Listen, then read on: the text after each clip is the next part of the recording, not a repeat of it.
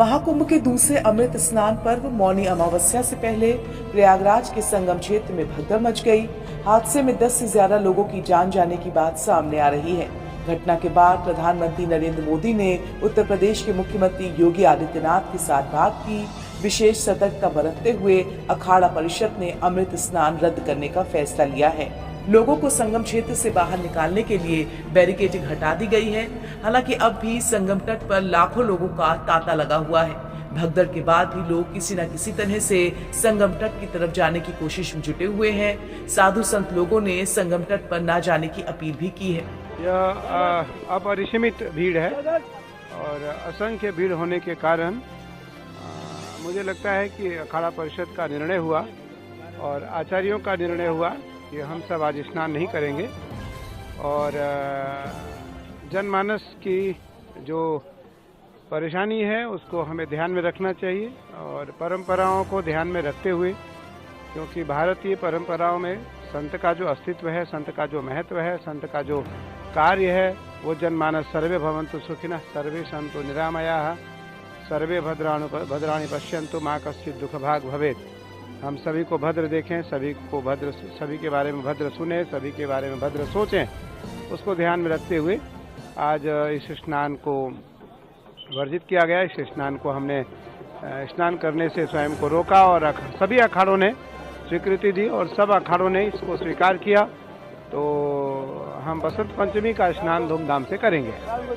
कुछ श्रद्धालु जो प्रयागराज में उपस्थित थे, उनके साथ जो घटना घटी है, हम बहुत दुखी है और हमारे साथ भी मैं समझता हूँ कई हजारों की संख्या में श्रद्धालु थे और हमारे जो बड़े बड़े महामंडलेश्वर है सभी अपने सिंहासनों पर विराजमान थे। हमारे आचार्य महामंडलेश्वर थे, हमारे हजारों की संख्या में नागा संत थे। जब हमने सुना तो इसीलिए हमने तुरंत जनहित को देखते हुए निर्णय लिया कि आज का दिन उचित नहीं है, आज हम अखाड़े स्नान नहीं करेंगे। महाराज जी, मतलब आप स्नान कैंसिल हो गया है? देखिए, मैं तो यही जनता से अपील करना चाहूँगा कि आप आज के दिन को छोड़ करके आप बसंत पंचमी आने वाली है तो आप स्नान करें और जो श्रद्धालु जिस घाट पे है संगम में जाने का प्रयास ना करें। हमारी सबसे बड़ी जो ये दुर्घटना जो घटी है वो संगम पे जाने के लिए हुई है। इसलिए मैं देश विदेश के जितने श्रद्धालु हैं जो प्रयागराज में है, जहाँ भी आपको गंगा जी दिखाई देती है वहाँ स्नान करेंगे, आप पुण्य के भागी बनेंगे। अखाड़ों में रोष भी है इसको लेकर के प्रशासन के खिलाफ? नहीं, हमारा कोई रोष नहीं। देखिए, सरकार का कोई इसमें दोष नहीं है। जब इतना हजूम आता, इतनी भीड़ होगी,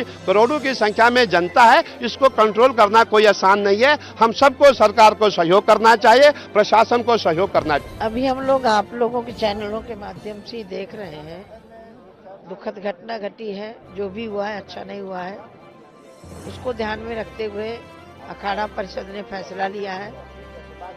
जनहित को ध्यान में रखते हुए, क्योंकि कुंभ क्षेत्र में कम से कम 10-12 करोड़ जनता आ चुकी है, उसको ध्यान में रखते हुए अमृत स्नान को कैंसिल किया है। नहीं, अब आगे अखाड़ा बैठेगा, अध्यक्ष जी बैठेंगे, आचार्य लोग बैठेंगे, आगे क्या होना, लेकिन जनहित को ध्यान में रखते हुए कैंसिल किया। अभी ये जांच का विषय है, अभी मैं इसके में कुछ नहीं बोल सकती। साजिश है कि जांच का क्या है, वो उसमें मैं क्या बोल सकती, क्योंकि जनता है अनुमान से ज्यादा आ गई है। पूरी गलियां भरी पड़ी, पूरे कैंप भरे पड़े हुए हैं। अब मेरे आश्रम का आप पिक्चर देखेंगे तो जहां मैं कथा करती हूँ वहां आदमी के ऊपर आदमी लेटा हुआ है। तो जनता आई है, श्रद्धालु आए हैं। बस ईश्वर से प्रार्थना है कि जिन परिवारों के साथ यह हादसा हुआ उनको जल्दी भगवान स्वस्थ करे। और निवेदन करती हूँ कि पूरा मेला क्षेत्र कुंभ है, किसी भी घाट में जाकर स्नान करें। मैं तो रोज यही निवेदन करती हूँ कि त्रिवेणी ही पूरे संगम को बोलते हैं, संगम क्षेत्र ही त्रिवेणी है। कहीं किसी घाट में स्नान करें और जब खाली समय हो तो अपन आए और संगम में स्नान करें। उत्तर प्रदेश स्थित प्रयागराज महाकुंभ में दूसरे अमृत स्नान यानी मौनी अमावस्या से पहले भगदड़ मची है। जानकारी के अनुसार रात 1 बजे के आसपास ये भगदड़ मची। चश्मदीदों ने बताया कि जो लोग यहाँ पर सो रहे थे उनके ऊपर पीछे से आए लोग चढ़ गए, जिस दौरान ये भगदड़ मच गई। जिस वक्त भगदड़ मची तब लाखों लोग संगम तट पर स्नान कर रहे थे। संगमनोस पर भगदड़ की सूचना मिलते ही मौके पर दर्जनों एम्बुलेंस पहुंची और लगातार लोगों को अस्पताल पहुंचाया जा रहा है।